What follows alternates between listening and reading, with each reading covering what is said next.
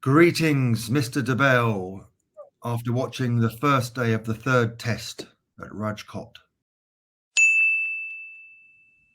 Hello. Where's Honey? Not here at the moment. She's been for a walk and she's in another part of the house, probably in the sunshine. It's a lovely day here. Really? Here too. I bet she's got an agent, hasn't she? And she just won't do this anymore without getting a significant fee.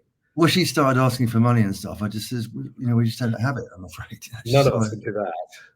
And then she started talking about image rights in her contract. And I thought, it's just ridiculous. Oh, good point. Exactly. Huh? She said, how's Rajkot then? Is that I had some journalists telling me it was quite quiet and stuff. It's a lot of things, but it ain't quiet. If you're talking about volume, Rajkot is about as big a culture shock as you get as an English cricket journalist who's shallow and likes to drink too much. It's a bit of a culture shock. I mean, I've been here before, but it's been brilliant. I mean, I'd love to have some clothes, but I always feel really lucky to go to places where I haven't been and experience these different cultures and stuff. So, but it is really different. It gets deliciously calm and cool in the mornings, really, really comfortable. And then the temperature jumps up in mid-afternoon. I don't know what it was, 32, 33, 34 in the afternoon. Gets pretty hot. Very arid. I should take some photos of the fields around the cricket. Really brown and rubbly. They look like desperately hard work if you're a farmer. And it's one of the fastest growing cities in India. It's the seventh fastest in the world. One of the fastest, I believe. Yeah. Seventh according to Wikipedia. And it's jumped forwards in terms of what it was when we were last here in 2016, like the rest of India, actually. But yeah, culturally, it's very different to England, but that's no bad thing. So you've just fill the readers in. You've lost your suitcase, haven't you? Some people may not have seen your tweet. You've lost your suitcase. So whose shirt is that? Is that the one you travelled in? No, there's a Levi's store a couple of blocks down or a block down. So I went in and put some stuff there, and I'm still hopeful. I have to say, Air India have really got on it in the last day or so, and they're doing their best, and I'm increasingly optimistic. Okay, and have you bought yourself a pair of 501s? I have, yeah. Yeah, and then people walking down the street and people going, I heard it on the grapevine. Yeah. No one's done that. But what they will be grateful for is I also found a shop that sold deodorant and toothpaste. Right. Okay, that's handy. So I'm using the toothbrush from the hotel, those little ones you get. Anyway, it's fine. I'm not too smelly, and I'm wearing clean clothes. Well, they were clean when I put them on this morning. So, and yeah, thank you. Actually, people have sent really nice messages about the luggage, which genuinely I appreciate. It is. I didn't know. No one wants to hear a cricket journalist moan. We're terribly. I was. You kind. Do want it. No, I was kind. I sent you a nice message. You actually did. You really did. Thank you. I genuinely appreciate it. I felt a bit sorry for myself for a little while, but we're very lucky, and it is just stuff, and there's no point getting it out of perspective. But yeah, it was a bad day a couple of days ago. Yeah. Yeah. So you were saying about Rajkot. It's the sixth cleanest city in India, and Mahatma Gandhi lived there. That's the other little nugget that I looked at. He did, and I'd love to go. There's a museum. Because I've been to his house in Ahmedabad. Sorry, I couldn't remember his ashram in Ahmedabad, and I don't know. There's a statue to him in Manchester, isn't there? You've probably seen. I don't know Manchester. Yeah. And I think there's a museum in Delhi, which I don't think I have been to. So, but yes, he was educated here. I think there's a statue to him in Pietermaritzburg as well. Okay, isn't there? Does that ring a bell? Because that's where he was thrown off the train. Oh yeah. And then years later, Colin Croft was thrown off the train. Does that ring bells? All happened in Pietermaritzburg. No. Rings that Colin Croft had that awful experience. Yeah, definitely. Yeah. Right. So yes, hopefully I'll go to that museum if the game allows. Okay. Well, we better start talking cricket. I mean, because these videos, to ask George. You can see them every day, can't you, during the series? and yeah, you can. Oh, we're doing them throughout the series every day. Yeah, which is we do every day the 5-test series, and you can submit your questions via our social media channels at any time during the test match using the hashtag #AskGeorge.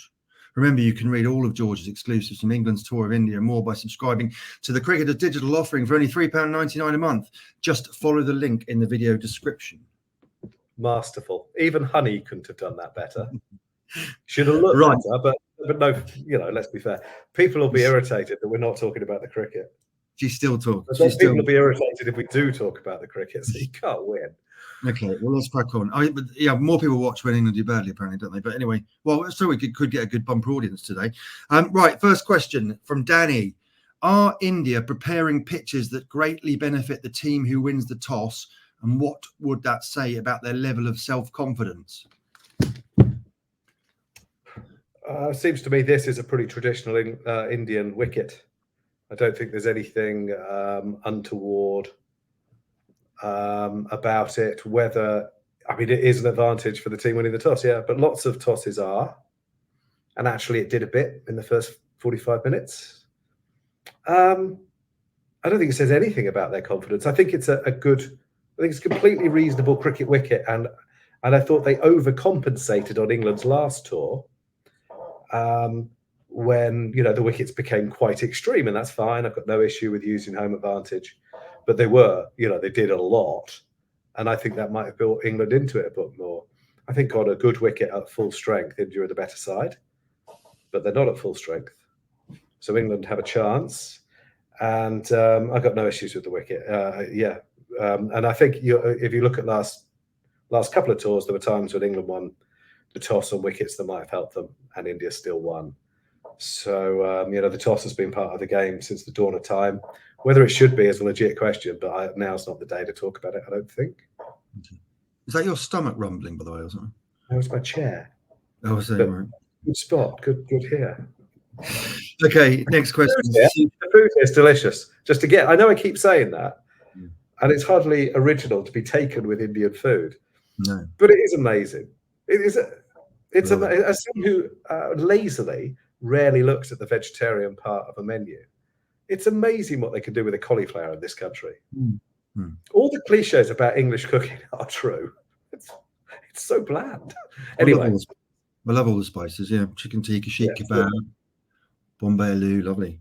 Right, Sushant asks, shouldn't we do away with tosses in tests? You could have alternative picks with your away team having the choice for first game of the series. ICC to keep an eye on pitch doctoring by home side. I didn't know this was coming up. I don't have any issue with the pitch. Look, as a general point, I think that's fine. Yeah, I think we can have that conversation. And I think there are various ways to do it. You could just... it's more of an issue in county cricket, actually. But you could, where some pitches are desperately tough at the start. But you could say, you could allow the visiting side to choose. Fine. You could even have a bartering system where you buy the right to bat first. Yeah, you could. You could do a million things. The game does change. And I'm not against having conversations about these things. I don't think the toss is a perfectly fair system, but we know that the toss can benefit some sides some of the time. That's fine. I really wouldn't want to focus on it too much today because it seems like English whinging, and I don't have a lot of time for anyone whinging really, and I didn't see anything untoward. I haven't seen anything untoward in this series. Okay. The general point is a reasonable question. I don't mean to be dismissive of the question. I really don't. But I'm not sure I'd want to start having that debate today. But the game should probably have that debate. Test cricket is throwing up some surprises at the moment. West Indies winning at the Gabba, England winning at Hyderabad. And it could even be this third string South African side might even win in New Zealand. They probably won't. But they might. Yeah, well, 40 for 1, chasing 240, aren't they, or something? But you'd back Williamson. But no. Well, look, you're more traditional than me, I think, and I think that you maybe bristle more than me at change. And I didn't mean that rudely, but what do you think of the idea of getting rid of the toss and allowing the the visiting side, to choose? Well, I dabbled with it when I was thinking of Australia just winning every test at home. But as I say, West Indies won that one match at the Gabba, and yeah, I'm loath to change it as a rule. But I think it was getting worrying, Australia's supremacy and India's supremacy. But we've had some good results this winter, and Test cricket's throwing up some surprises. So I'll put those thoughts to one side, yeah, and stick with tradition. I thought you would say that. No, it's not tradition. It's not tradition for tradition's sake. I just don't like people who advocate change for change's sake, just to be so cool. And we must go with all the funky new ideas. You keep the good stuff and tweak the bad stuff, And there's some people who just want to change everything and embrace the new and the modern and the funky. And what? Just don't change it for change's sake. Yeah, I agree with that. But is the toss ideal? Probably no, exactly. Not. It's fair to have a conversation about it, I think. By the way, we've just talked about the alternative. Yeah, I said, there might be something in that. Toss it up for the first test, and then whoever wins that one, maybe the other side has the choice second time. Perhaps that's something in that. I wouldn't mind that. Yeah, cool. Neil Virani asks, does barbecuing the debutant's fairy tale overshadow a century from 33 for 3? No, but I don't know. There's so much to kind of take in when that happened. Did you see Jimmy Anderson running past Jadeja and clapping it? Now, from a distance, it may have been that he was saying, "Terrific innings, Ravi. You've really put us under the screw here." He might have been. But if you recall, they're not close. I don't think they've ever made up. From the incident that happened or didn't happen at Trent Bridge all those years ago, not taking sides 10 years ago.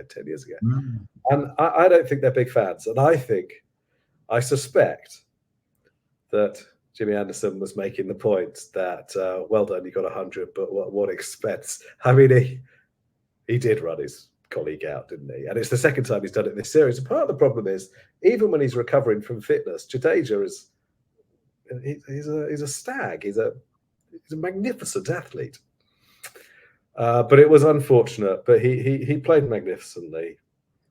He played brilliantly, and he's definitely helped with Rowett, who I thought was terrific. He had to really work for his first 50, didn't he? I thought that they put India in a very, very strong position.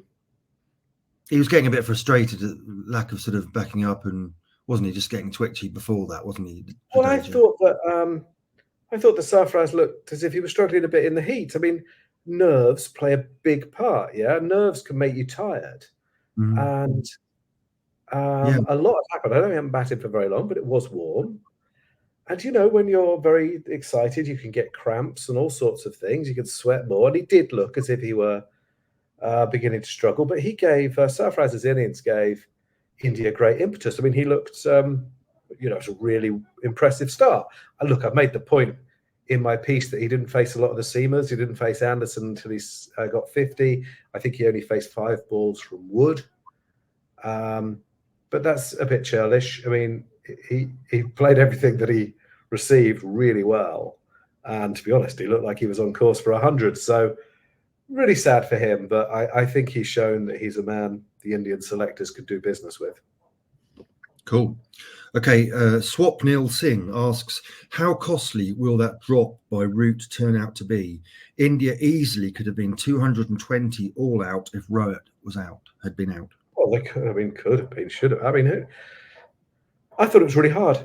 So Rowett went to swing on the leg side, so naturally you're going to expect the ball, I don't know, I thought, and then it was an outside edge, wasn't it?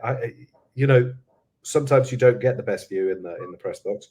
You see it live, and you don't have the recourse to replays and stuff that you might do at home. But it looked to me like it was an outside edge, and he got low to his left at slip, and it just didn't stick.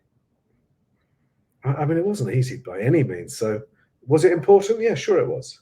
Yeah, massive. I mean, Rowett's went on and played a very good innings as the best partnership of the series to date. You know, no doubt about it. But I wouldn't be too critical. I just thought it was really hard. And I wouldn't hold that against him at all. Okay. Next one, Ramakanth Joss Euler asks, the overrate normalcy seems to have been restored. Is Wood to blame? Should the captain have a word to get bowlers to speed things up? Do you know, I don't know how many overs we finished with, but how many was it? How many did we lose? 86, only lost 4, isn't it? Well, no, I mean, we shouldn't lose 4, but not too bad, is it? It was hot, and there were a lot of delays. You know, for example, Rowett was hitting the helmet, wasn't he, by Wood? Another time, he seemed to have strained a muscle. You know, there are delays that aren't either unreasonable or necessarily even the bowling side's fault. So there may well be some allowances. But couldn't they have played on? Couldn't they have bowled 4 overs? Don't know. Didn't get dark immediately. I'm going to say the same thing I always say. Make sure that the customer is refunded. How much is a ticket? How much is a ticket, Alan? I don't know. Completely reasonable question. I'm sorry that I don't know. I probably should. But yeah, I mean, you're not getting what you paid for. And as a general rule, I think that ticket holders, particularly maybe relevant in England where they're paying a lot for their tickets.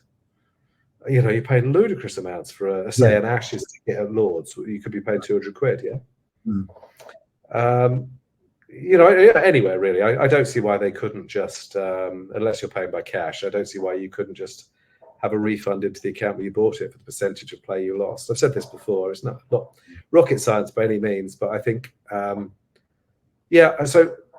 of course you can, they should do better. I think they bowled 25 in the first session. It's not really enough, is it? But it was very hot. There was quite a lot going on off the ball, if you like. It's not the day I'd want to be too critical about that either. But as a general rule, the point you raise is absolutely valid, of course. Okay. Last 2. Shrey, do you think Stokes' captaincy was flat today? No. I'm surprised you would ask that. No, I think he's got a limited spin attack, and sometimes they'd be real hard to captain. You know, Hartley bowls has done some good things, but I think he's bowled a dozen full tosses now in the series, and the drag downs too. It's tough to captain. Joe Root's not bowling very well, is he? Really? No. Quite a lot of release balls. So I think that would be very hard to captain. The wicket became really quite slow and quite flat looking for a bit. And so Stokes had to think and manoeuvre. If anything, I thought they did too much of that. But, you know, a bit like you sometimes, I still think there's a time and a place for being a bit more dogged. Funnily enough, I saw Nick Knight today, and he was Warwickshire captain at a time when I was working at the local paper, the Birmingham Post and Mail. And they won the championship, despite only winning 5 of their 16 games. And he played a particularly attritional style of cricket, really. And I learned loads from talking to him and watching them play. And it's so different. It's so different to what we see from Stokes. And Stokes is obviously brilliant and inspirational. And, you know, you'll know what I think of Ben Stokes if you read the piece I wrote about him yesterday or the day before, whenever it was. I think I read everything you write, George. Everything. Huh? I read everything you write. Everything. Right, that's a bit sinister. It's like you're reading my text messages. Your text, your emails, He's longer spells. The point being that I think there is a time and place for bowling dry and maintaining pressure, particularly in the modern game where batters seem to want to get after it. So actually having let's give you another Warwickshire example, Ashley Giles, but a John Embury type, Pat Pocock's, who were the spinners who won out here? It was Pocock and Edmonds, wasn't it? Yeah. In 84, 85, and then obviously Swan Panesar. That would have been obviously a lot easier to captain because you're not always trying to plug fields and think of ways to get people out. And so, no, I thought Stokes did fine, but he hasn't been dealt a great hand, I don't think, in terms of his spin attack. Admittedly, he chose it, But you know, we know without labouring the point that it's a modest spin attack, and I thought it showed. He had longer spells today from his bowlers. That's one thing I'll say. Secondly, Hartley seems to lack the consistency that Ashley Giles even had, but he probably spins it more, doesn't he? And thirdly, I interviewed. I don't know that he spins it more. Ashley Giles is an interesting example because he, some of the same characteristics: big, tall, strong. And obviously had a reputation for being, I guess, an unflamboyant cricketer. But I think in these conditions, he would have been perfect.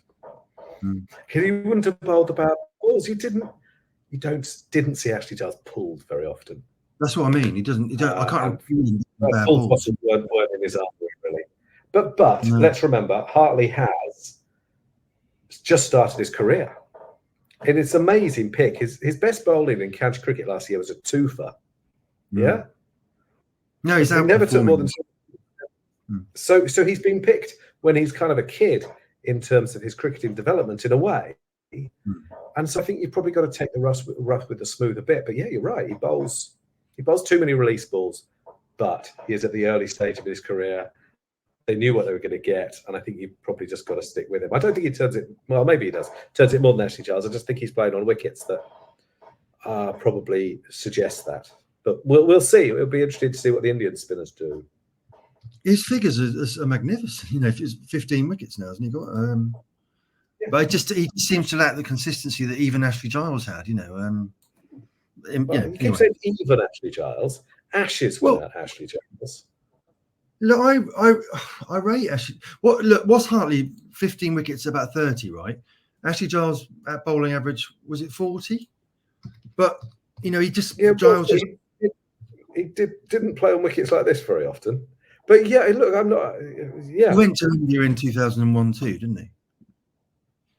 Yeah, but I'm not sure that NASA had him on the wicket, didn't he? No, I mean, you know, you'd say 143 wickets at 40, Ashley Giles, and some people like Mark Waugh said some unkind stuff about him. But I'm not having a go. He was a really good, consistent cricketer and did a great job for England, and was part of that fantastic 2005. But he would be in the England side now. If he were at his peak now, he'd be in the England side. I'm surprised at the number of, like, as you say, long hops that Hartley's bowled, and how many full tosses the modern off spinner bowls these days. You know, like, I mean, Marine used to bowl quite a few, didn't he? I don't know, back in the day, the Pocock, Edmonds, Giles, Embury didn't seem to bowl these sort of rank balls, but I don't know. No, you're absolutely right. They didn't. Who am I to?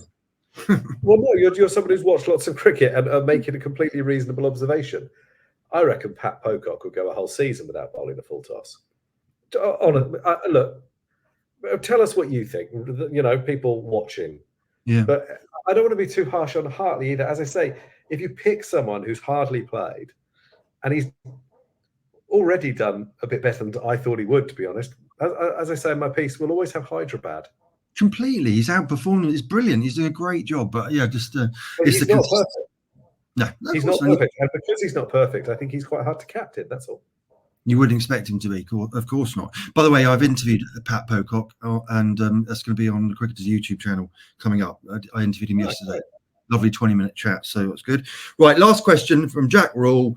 3 test matches all on one day. Is this the future of how test cricket will look?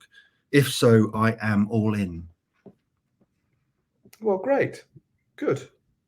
I don't know what the future's going to look like. I suppose I don't know how many women's test matches. I don't know how many women's test matches there are going to be, but it's great that there seems to be a demand for it.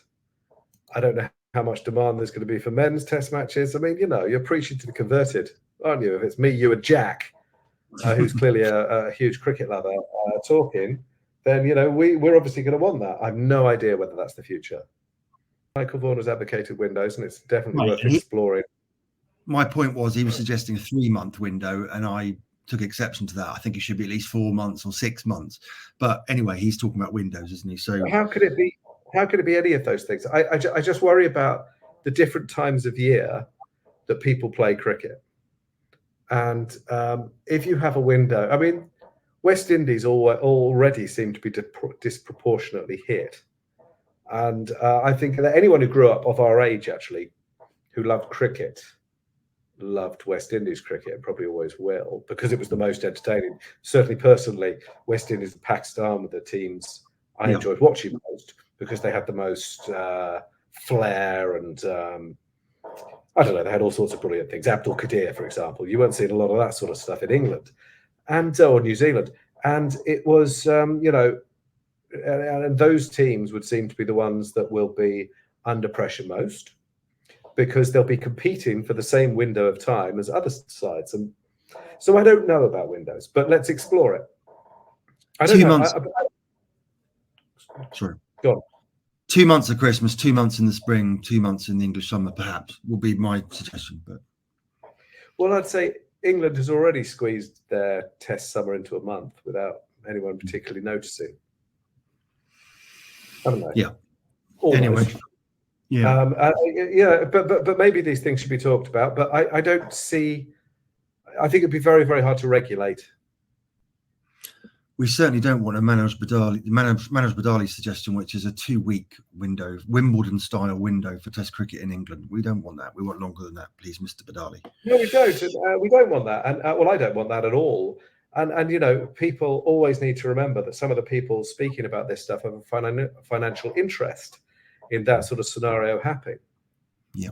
Now, I think that Test cricket still sells very well in England. Actually, it still sells well for the broadcasters. It still sells well in terms of tickets, and I think a lot of people still care about it. So I think that England actually can go it alone if they want to. I do. I think, fine, everyone else is doing something else, so have a unique selling point. Become the home of Test cricket if you want to.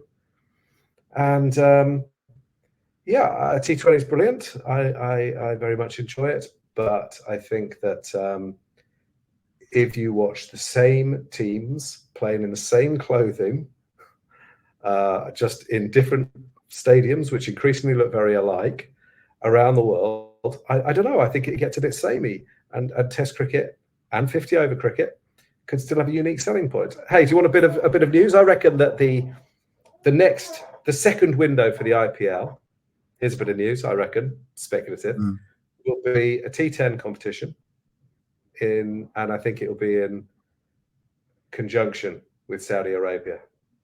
Well, I read it'd be the T10 or 100, so I'm not surprised it's not the 100, but yeah. Well, I think they'll want a point of difference, and I think that India and Saudi Arabia have talked and realised they're better off working together than competing with one another. But that's a bit speculative, but that's what I reckon will happen. But it, you know, there is going to be another window for that because they'll spend so much money. You know, and players can't turn it down. It'll probably be great to watch, to be fair. But there's a lot of competing things, and I don't know why various countries would agree to windows that would, one, hurt their product, and two, put them in competition for that very narrow period of time. I'd be a bit reluctant to go down that path. It's still a very good product. I still think it can work. Definitely. Okay, George, we've had a long one today, so we better, Mr. Gould will be wanting to go to sleep now, won't he? If he's watching still. Oh God, I'm so sorry, Goldie, and everyone else. But, don't forget the March magazine, March issue of the Cricketer is out today, and it's a good one, isn't it? Lovely. I mean, it's a good, genuinely hand on the heart. It's a very good issue by Sam Moorshead is awesome. It's 6 pages looking at all the finances of the 18 counties. It is a brilliant bit of journalism, isn't it? Terrific. Nice to talk. Speak to you tomorrow. See you tomorrow. See you, everybody. Cheers. Take care. Take care.